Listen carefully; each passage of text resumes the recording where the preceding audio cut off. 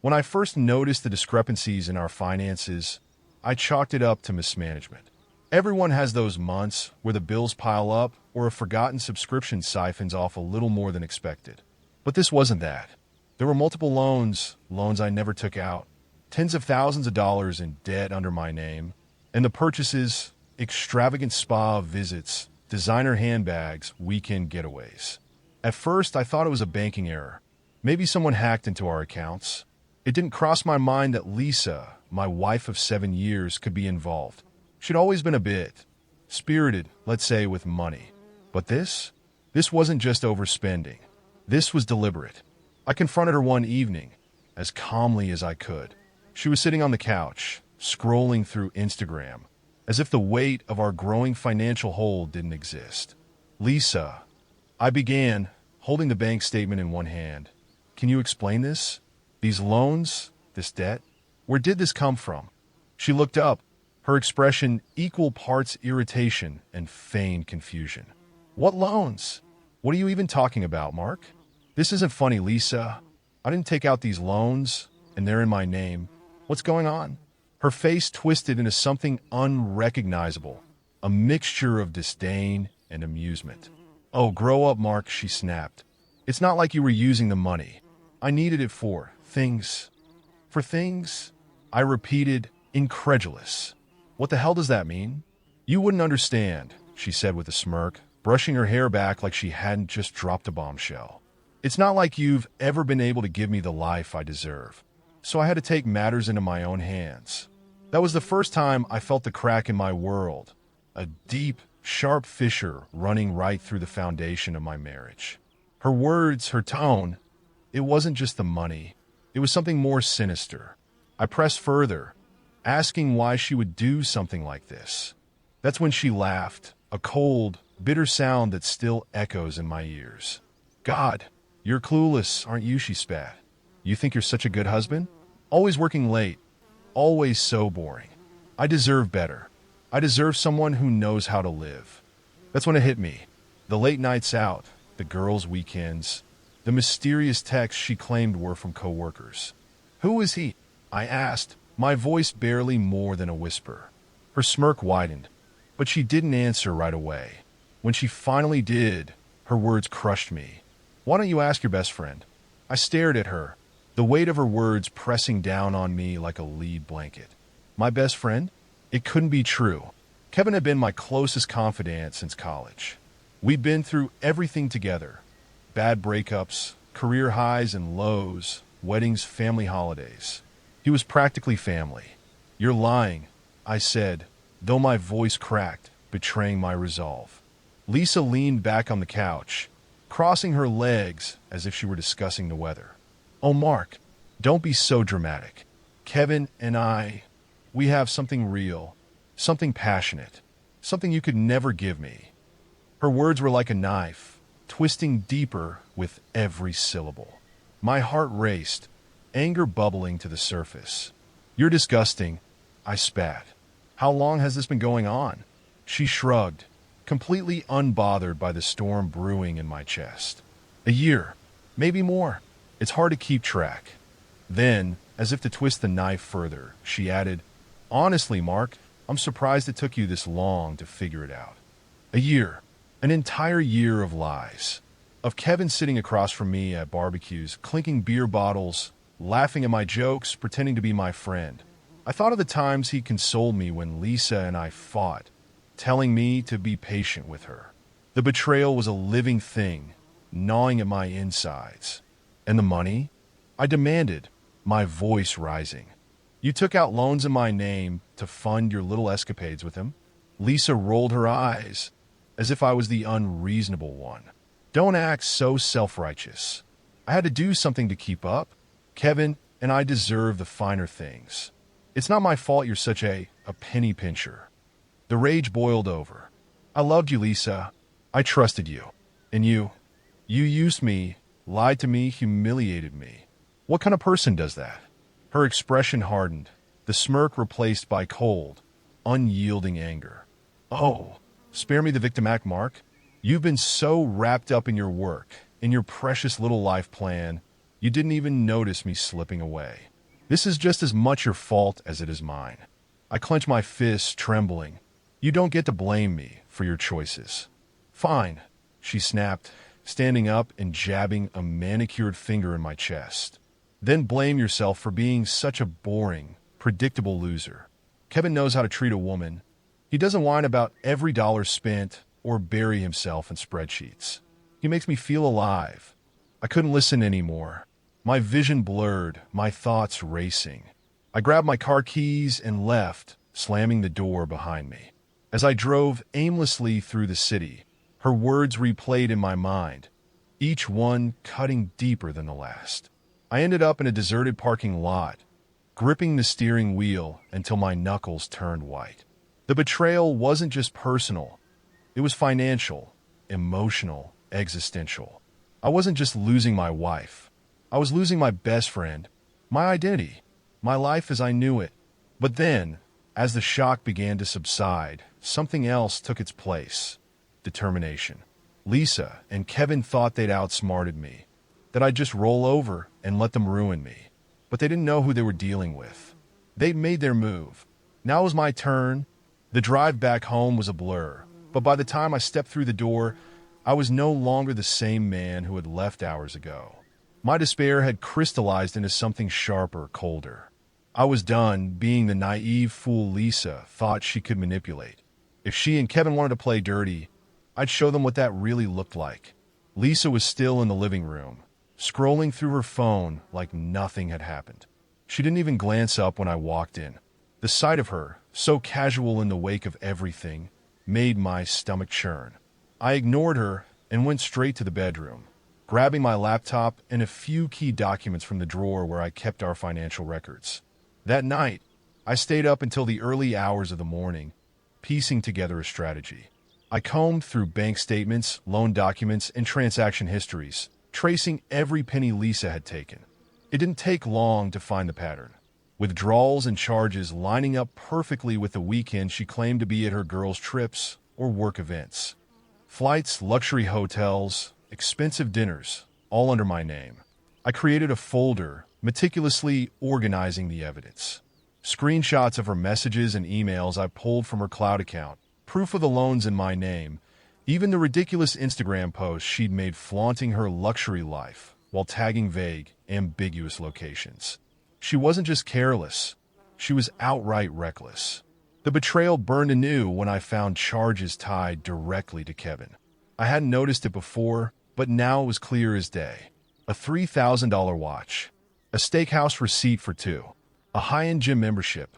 She wasn't just using me to fund her lifestyle. She was building a new life with my best friend. I knew I couldn't confront them without a plan.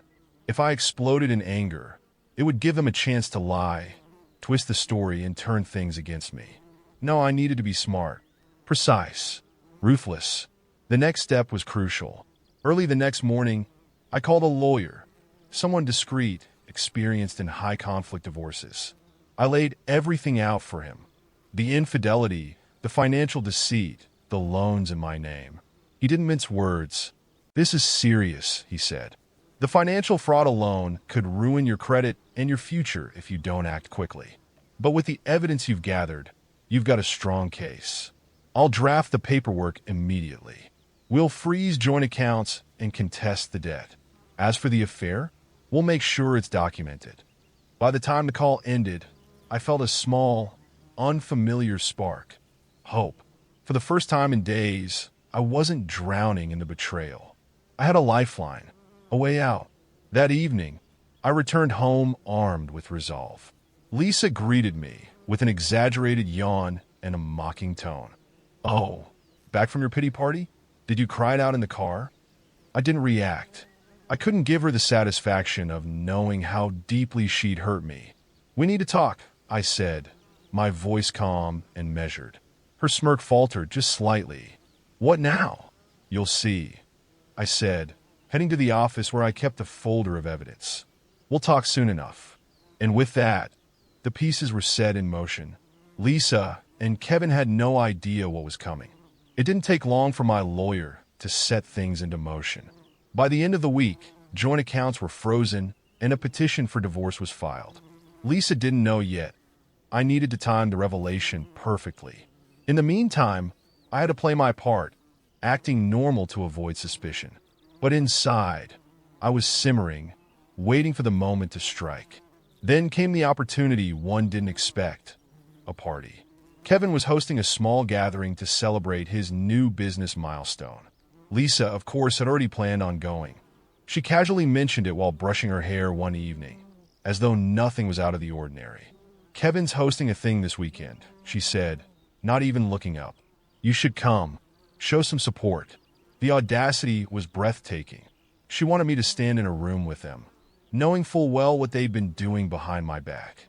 But instead of exploding, I smiled. "Sure," I said, keeping my tone light. "It'll be good to catch up." She raised an eyebrow, surprised. "Really? Yeah, why not?" The day of the party, I arrived prepared. My lawyer had advised me to be discreet about my evidence gathering. But Kevin and Lisa's arrogance made that unnecessary. They flaunted their relationship right under my nose, assuming I was too blind or too stupid to notice. So I wore a wire, a simple audio recorder tucked into the inner pocket of my jacket. Anything they said in that room could potentially strengthen my case. The party was exactly what I expected, a nauseating display of wealth and pretense. Kevin was in full charm mode, shaking hands and boasting about his business ventures. Lisa clung to his arm like a trophy, laughing too loudly at his jokes. I stayed in the background, nursing a drink and watching them work the room. Every glance they exchanged, every subtle touch, was a dagger to the heart. But I stayed composed. This wasn't the time for emotion. Eventually, Kevin cornered me near the bar, wearing that smug grin I'd come to despise. "Mark," he said, clapping a hand on my shoulder. "Glad you could make it. How's everything?" I forced a smile. "Good. Busy with work. You know how it is." He nodded, swirling his whiskey. "Yeah, you've been working hard, haven't you? Lisa's mentioned how late you've been at the office. Must be tough." The implication hung in the air, thick and taunting. I clenched my fist around the glass but kept my tone light. "Well, someone's got to keep the bills paid." Kevin chuckled, oblivious to the trap tightening around him. "True, true." Lisa joined us then, sliding up next to Kevin with a radiant smile. "Mark," she said, her voice dripping with fake sweetness. "You're not sulking in the corner, are you?" "Not at all," I replied smoothly. "Just catching up with Kevin." Her laugh was sharp, brittle. "Good. It's important to support each other, isn't it?" I didn't respond. Instead, I excused myself and slipped into the hallway, pretending to take a call. There, away from the noise, I pulled out my phone and sent a message to my lawyer. "Got what we need. Let's proceed." The party continued without me, but I stayed long enough to ensure my recorder captured everything. Their flirtations, their whispered remarks, even a passing comment about their weekend plans. By the time I left, I felt vindicated. They thought they were invincible, untouchable. They were wrong. The next morning, I sat across from my lawyer, headphones in, listening to the damning audio from the party. Every laugh, every flirtatious remark, and the unmistakable arrogance in their voices fueled my resolve. My lawyer nodded, satisfied. "This is gold, Mark," he said. "Between this and the financial evidence, you have a solid case. Not just for divorce, but to protect yourself from the debt she's saddled you with." That was what mattered most. I didn't just want to leave Lisa. I wanted to ensure she couldn't drag me down into the financial abyss she created with Kevin. The next step was a meeting with my bank to contest the loans. My lawyer advised me to report the financial fraud, but I hesitated. Despite everything, there was still a part of me that didn't want to take things that far. Not yet. For now, my focus was on protecting myself and exposing her lies. Lisa, oblivious to what was coming, spent her days as if nothing had changed. She still lounged around the house, scrolling through Instagram and dropping hints about her next girls' weekend. Every word out of her mouth felt like poison, but I kept my poker face intact. Timing was everything. The day came when I was ready to confront her. I chose a Friday evening, knowing she wouldn't have time to manipulate Kevin or spin a web of lies before the weekend. She was in the kitchen, pouring herself a glass of wine, when I set the stack of evidence on the counter. "What's this?" she asked, raising an eyebrow. I didn't respond. Instead, I pulled up the audio recording on my phone and hit play. Her laughter with Kevin filled the room, followed by his unmistakable voice. "You deserve better than him, Lisa. You're too good for Mark." Her face paled. For once, she didn't have a quick retort. "Care to explain?" I asked, my voice cold and measured. She stammered, reaching for her wine glass. Mark, it's not what you think." "Not what I think," I repeated, slamming the folder open to reveal the screenshots of her messages, the loan documents, the receipts. "You've been having an affair with my best friend and stealing from me to fund it. What part of this is open to interpretation?" Her facade crumbled, and for the first time, I saw something close to fear in her eyes. "Mark, listen." "No, you listen," I interrupted. "I filed for divorce. The accounts are frozen. The loans? Contested. You and Kevin can sort out how you're going to pay them back, because I'm not taking the fall for your lies." She gaped at me, her mouth opening and closing like a fish out of water. "You're overreacting," she finally managed. "We can fix this." I laughed, a bitter, humorless sound. "Fix this? You destroyed everything, Lisa. Our marriage, our finances, my friendship with Kevin. And now you think we could just patch it up?" Her fear twisted into anger, her voice rising. "You weren't there for me, Mark. You think this is all my fault? Maybe if you'd been a better husband—" "Stop," I said, holding up a hand. "Don't you dare try to spin this on me. You made your choices. Now you can live with them." I left her standing in the kitchen, stunned and speechless. It was the first time I'd ever seen her at a loss for words, and it felt like a small victory. But I knew this was just the beginning. Kevin was next. The confrontation with Lisa left me shaken, but it was nothing compared to what I felt driving to Kevin's house the next day. Betrayal from a spouse was devastating enough, but betrayal from someone I'd called a brother? That was a different kind of pain, raw and suffocating. I didn't bother calling ahead. Kevin's house was a short drive away, and I needed to see the look on his face when I laid everything bare. By the time I pulled into his driveway, my anger had crystallized into a laser-sharp focus. I wasn't here to yell or fight. I was here to cut him out of my life with the precision of a scalpel. Kevin answered the door, his ever-present smug grin faltering slightly when he saw me. "Mark? Hey man, what's up?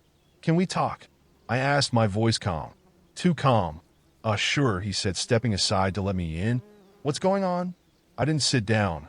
Instead, I pulled out my phone, set it on the kitchen counter, and pressed play. The same audio that had shattered Lisa's composure filled the room, the evidence of their affair undeniable. Kevin's face went pale as the recording continued, his usual confidence draining away. When it ended, I looked him square in the eye. "You've been sleeping with my wife," I said, "and you've been helping her siphon money out of my accounts. What kind of friend does that?" He stammered, backing away slightly. "Mark, listen, it's not what it seems." "Oh, it's exactly what it seems," I snapped. "Don't insult me by pretending otherwise." He ran a hand through his hair, his panic evident. "Look, man, Lisa and we didn't mean for it to happen. It just did." "Don't," I said sharply. "Don't give me that bullshit excuse. You made a choice. Both of you did." Kevin's expression hardened, his panic giving way to defensiveness. "What do you want from me, Mark? An apology? Fine. I'm sorry. Okay. But maybe if you'd been a better husband, this wouldn't have happened." There was the same twisted logic Lisa had used, as if my supposed shortcomings justified their actions. I took a step closer, my voice dropping to a dangerous calm. "You're unbelievable. I trusted you, Kevin. You were my best friend, and you repaid that by screwing my wife and helping her bankrupt me." He opened his mouth to respond, but I cut him off. "Save it. I don't care about your excuses. I've already filed for divorce. I've contested the loans. And you." I pointed at him, my hand shaking with barely restrained fury. "You're dead to me. Don't call me. Don't text me. Don't even think about me." "Mark, I'm done," I said, my voice final. "You and Lisa deserve each other."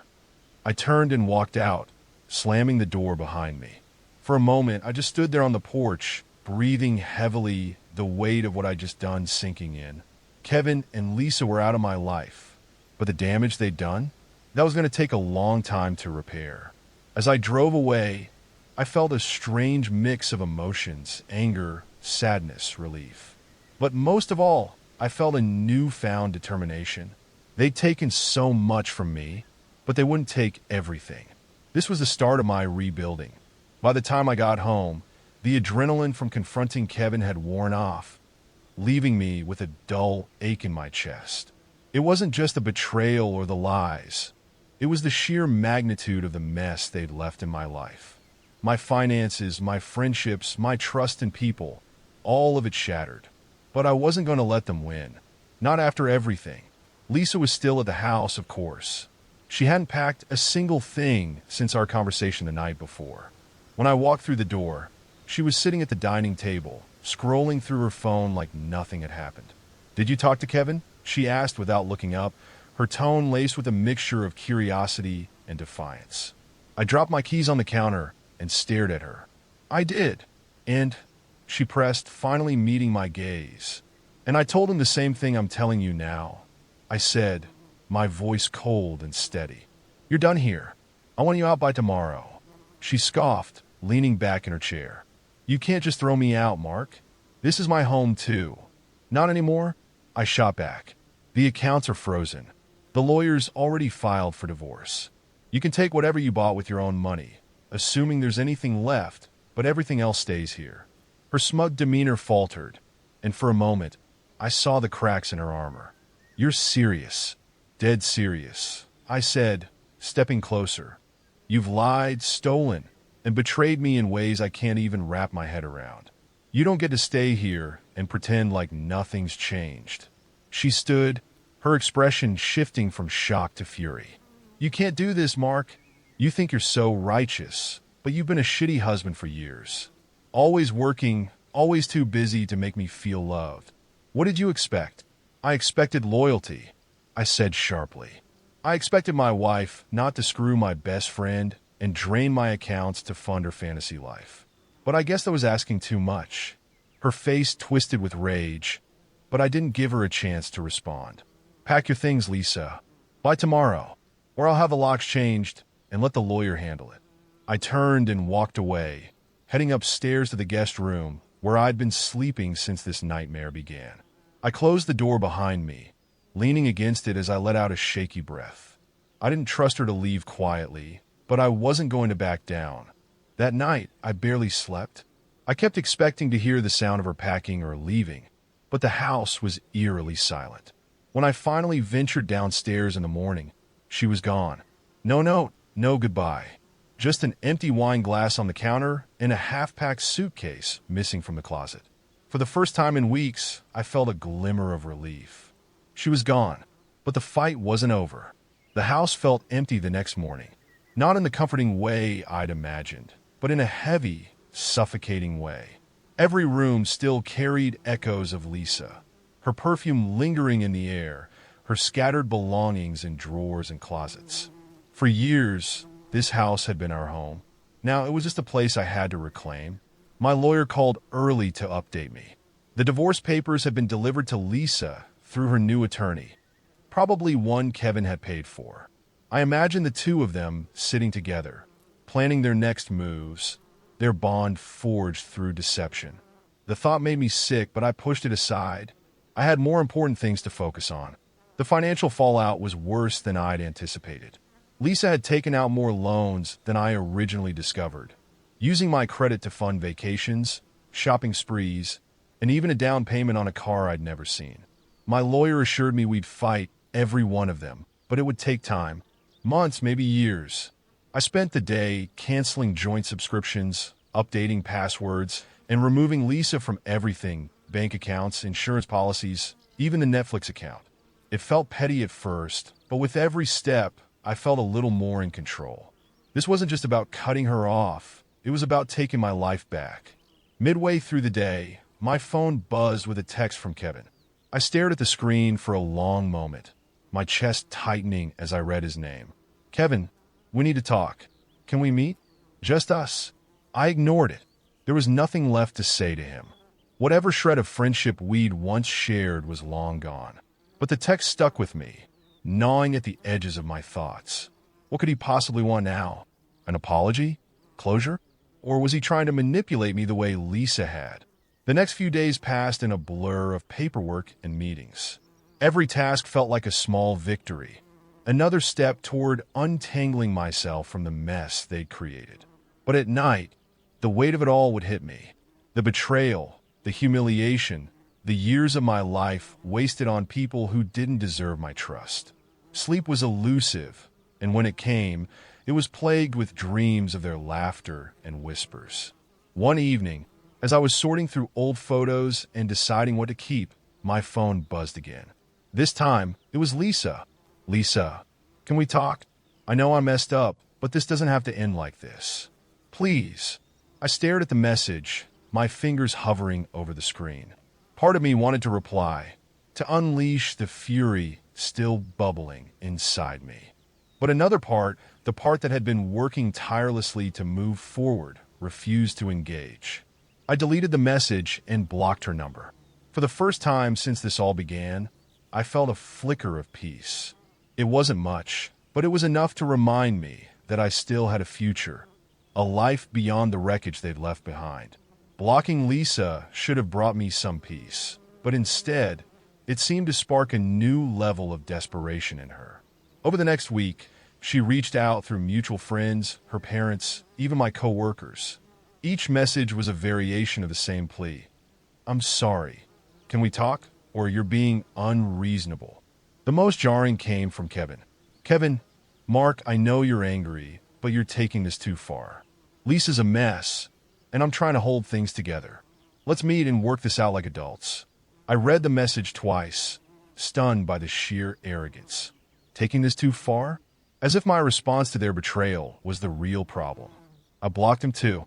Despite my efforts to shut them out, the fallout began to ripple through my life in ways I hadn't anticipated. Lisa's parents called, furious that I had abandoned her. They didn't want to hear about the loans, the affair, or the betrayal. To them, I was the villain who had wronged their daughter. My co-workers, too, started whispering. Lisa must have spun her own narrative because more than one colleague awkwardly asked if I was doing okay, with a sympathetic look that made my skin crawl. It was humiliating, but instead of wallowing, I funneled my frustration into work, determined to rebuild my reputation and my life. That weekend, I decided to tackle the house. Lisa had left behind a mountain of things, from clothes and shoes to old photos and love notes she'd written me years ago. I boxed up everything and moved it to the garage, unsure if I wanted to burn it or donate it. When I opened the closet in our bedroom, though, I found something that stopped me cold. A small, hidden box tucked behind a stack of folded blankets. Inside were receipts, notes, and photos, evidence of her affair with Kevin. I hadn't seen these during my initial investigation. The notes were short, teasing messages scribbled on scraps of paper. Last night was amazing. Can't wait for round 2. The photos were selfies of the two of them, laughing and grinning, their intimacy on full display. But the receipts, they were the worst. Hotel stays, expensive dinners, even a necklace I remembered her wearing, claiming it was a gift from a friend. Each one was a timestamp on their betrayal, proof of just how long they'd been deceiving me. I added everything to my evidence folder, knowing it could strengthen my case. But holding that box in my hands, I felt something deeper than anger. It was a raw, aching grief for the life I thought I'd had, for the love I'd given to someone who didn't deserve it. I sat on the floor of the bedroom for what felt like hours, staring at the box. Eventually, I closed it, sealing it with tape. This wasn't my burden to carry anymore. I was done being the victim of their selfishness. The next morning, I donated most of Lisa's things, keeping only what I needed for the legal proceedings. The house felt emptier but lighter, as though I'd finally purged the weight of her presence. It wasn't much, but it was a start. With Lisa's belongings gone and my focus shifting toward the legal battle ahead, the house began to feel less like a reminder of betrayal and more like a space for rebuilding. But But as I tried to move forward, Lisa and Kevin weren't done meddling in my life. The first bomb dropped a few days later when I received an email from Kevin's lawyer. He was threatening to sue me for defamation, claiming my accusations about his affair with Lisa had damaged his reputation and business relationships. The audacity was infuriating. This wasn't just a betrayal anymore. It was a coordinated attack. I forwarded the email to my lawyer, who laughed when we spoke. "Don't worry, Mark. Empty threats. Let them try. We've got more than enough to back up your claims." Still, the escalation rattled me. Kevin wasn't the type to back down, and I knew he thrived on confrontation. What scared me more was Lisa's silence. She hadn't contacted me again directly, but I'd heard through mutual friends that she was working on something big. Knowing her, that couldn't mean anything good. Then came the next blow. I was at work when my boss called me into his office. "Mark, we've received some troubling information," he began, sliding a folder across the desk. Inside were screenshots of emails and texts, fabricated messages that made it look like I'd been embezzling company funds. My stomach dropped as I flipped through them. "These aren't real," I said immediately, my voice firm despite the panic bubbling inside me. "I didn't send these." My boss nodded, his expression grim. "I believe you, but the board will need to review this. In the meantime, I think it's best if you take some personal leave." I left the office in a daze, furious and helpless. This had Lisa's fingerprints all over it. She and Kevin were trying to destroy me, financially, emotionally, and now professionally. But I wasn't going to let them win. That evening, I met with my lawyer to go over the documents. "We'll handle this," he assured me. "But you need to start protecting yourself. These people are desperate, and they're trying to provoke you into making a mistake." The advice stuck with me. For weeks, I focused on staying calm, documenting everything, and keeping my head down. I worked with my lawyer to refute the false claims, gather character references, and prepare for what felt like an endless barrage of attacks. But then, something unexpected happened. One of Lisa's former friends, someone she'd alienated over the years with her selfishness, reached out to me. She'd seen Lisa's public posts blaming me for the divorce and had decided she'd had enough. "She's lying to everyone," the friend told me over the phone. "If you need anything, evidence, witnesses, I'm here to help." It was a turning point. With her help, I uncovered more of Lisa's schemes. Private messages where she bragged about manipulating me, her plans to siphon more money before the divorce finalized, and even proof that Kevin was complicit in the financial fraud. It was enough to bolster my case and push the fight back in my favor. For the first time in months, I felt like I was gaining ground. The house was mine again.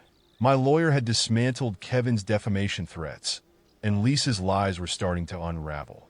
But I knew the battle wasn't over yet. Armed with the new evidence from Lisa's former friend, my lawyer went into overdrive. We compiled every damning piece of proof into a case that not only defended me, but also exposed Lisa and Kevin for the deceitful, selfish people they were. It wasn't just about the divorce anymore. It was about reclaiming my name, my finances, and my future. The court proceedings began with a bang. Lisa's lawyer tried to paint her as the victim of a neglectful husband, spinning a narrative about how I had emotionally abandoned her, forcing her into Kevin's arms. It would have been laughable if it wasn't so infuriating. But my lawyer was ready. With every false claim they made, we countered with hard evidence. The fraudulent loans, the affair, the lies, all laid bare for the judge to see. Lisa squirmed in her seat, her bravado faltering as each piece of evidence piled up against her. The highlight came when my lawyer introduced the financial records and the text Lisa had sent bragging about her schemes. "Your Honor," he said, his voice steady but sharp, "this is not the behavior of a victim. This is the behavior of someone who saw an opportunity and exploited it, with no regard for the consequences." Kevin's involvement didn't go unnoticed either. Though he wasn't directly part of the divorce proceedings, his name came up repeatedly in connection to the financial fraud. It was clear to everyone in the room that he wasn't just a passive participant. He was Lisa's partner in crime. By the time we wrapped up, Lisa's once confident smirk had all but disappeared. Her lawyer scrambled to shift the focus, but the damage was done. The judge ruled in my favor, granting me a clean break from the marriage, excluding me from the debts Lisa had accumulated in my name, and even awarding me a financial settlement to cover the damages she'd caused. When the ruling was read, I felt a weight lift off my shoulders. It wasn't just about the money or the legal victory. It was about finally regaining control of my life. But the best part came later. A week after the ruling, I received a call from a mutual friend of Kevin and me, someone I hadn't spoken to since this nightmare began. "You might want to check social media," they said, their voice tinged with amusement. Curious, I logged in. Kevin's business, the one he'd built his entire persona around, was in shambles. Word of his involvement in the affair and the financial fraud had spread like wildfire, and his clients were dropping him left and right. Lisa's public image wasn't faring much better. The same people who had rushed to defend her were now distancing themselves, realizing they'd been conned. I didn't celebrate their downfall, at least not openly, but knowing they were finally facing consequences for their actions, that was more satisfying than I could have imagined. The chapter with Lisa and Kevin was finally closing, but my journey wasn't over. Rebuilding my life would take time, but for the first time in months, I felt like I could breathe again. The weeks following the court victory were surreal. The chaos that had consumed my life for months was finally subsiding, leaving a quiet stillness I wasn't sure how to navigate at first. But I quickly realized that this wasn't emptiness, it was freedom. For the first time in years, I felt like I could live for myself. The financial settlement from the court helped me get back on my feet. I hired a financial advisor to help me untangle the mess Lisa had created, and together, we began rebuilding my credit and planning for the future. It wasn't easy. Every loan and expense Lisa had tied to my name was a reminder of her betrayal. But with each resolved issue, I felt a little lighter. I decided to stay in the house. At first, I thought about selling it, fearing it would always carry the ghost of what had happened. But the more I cleaned, redecorated, and made it mine again, the more I realized it wasn't the house's fault. It was my home, and I wasn't going to let Lisa take that from me. Word of the court case spread quickly through our social circles. Kevin's business never recovered, and he eventually closed up shop. Mutual friends told me he and Lisa were still seeing each other, but their relationship was far from the fairy tale they'd envisioned. Rumors of constant fights and financial strain made the rounds, and I'd be lying if I said I didn't take a small amount of satisfaction in their misery. But I didn't dwell on them for long. They were no longer my problem. My focus was on healing and rediscovering myself. I started going to therapy, something I'd avoided for years, and it helped me unpack the anger, betrayal, and grief that had consumed me. My therapist encouraged me to reconnect with the things I loved, so I threw myself into hobbies I'd neglected. Hiking, photography, even cooking. It felt good to create, to move forward, to build a life that had nothing to do with Lisa or Kevin. One afternoon, as I was cleaning out an old box of photos, I stumbled across one of Kevin and me from college. We were laughing, beers in hand, completely unaware of the paths our lives would take. For a moment, I felt a pang of sadness for the friendship we'd lost, for the trust he'd destroyed. But I didn't linger on it. That chapter was closed. As the months turned into a year, I found myself genuinely happy again. I made new friends, strengthened relationships with old ones, and even started dating. It was slow and cautious at first, but it reminded me that love and trust weren't out of reach. They just needed the right foundation. One day, I received an email from Lisa. It was short, almost apologetic, but still tinged with the manipulative tone I'd come to recognize. She wanted to meet, to clear the air. I didn't respond. There was nothing left to say. The life I'd built since our divorce was mine, free from her lies and toxicity. And as I stood on my newly renovated patio, looking out at the life I'd reclaimed, I felt something I hadn't in a long time. Peace. Lisa and Kevin had tried to break me, but in the end, they'd only pushed me to become stronger, wiser, and more determined than ever. This wasn't just the end of their chapter in my life. It was the beginning of a new one. My own.